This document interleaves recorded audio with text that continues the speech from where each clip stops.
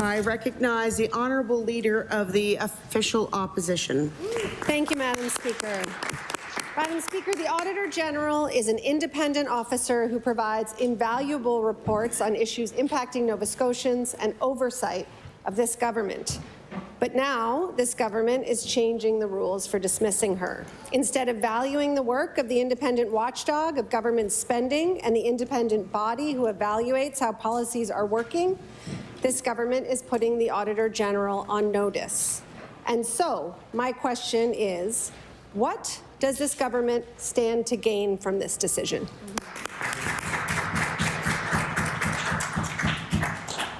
I recognize the Honourable Premier.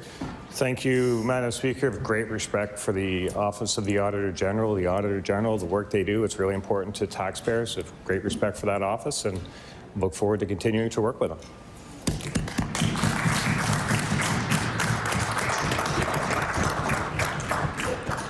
I recognize the Honourable Leader of the Official Opposition. Thank you, Madam Speaker. Unfortunately, that response is not believable.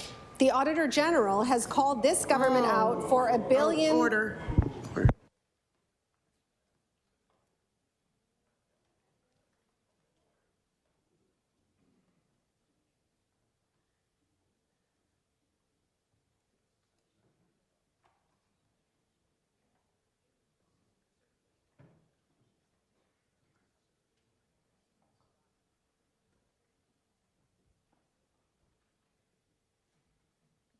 So there was some disruption. It wasn't over the line, but it was close to it. So as long as we keep it clean, I recognize the Honourable Leader of the Official Opposition.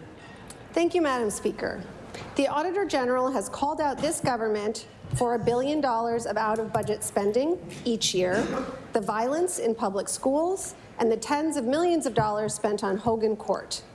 Is this government so worried about public scrutiny that they are willing to threaten her job?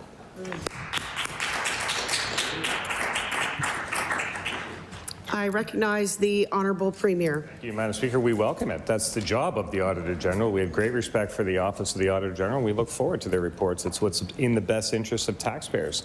The member is referring to investments that we make in Nova Scotians, and I will never apologize for investing in Nova Scotians. We will continue.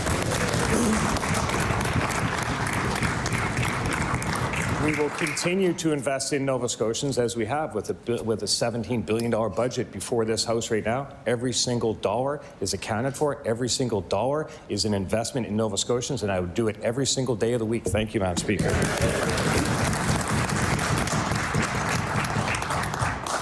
I recognize the Leader of the Official Opposition with her final supplementary.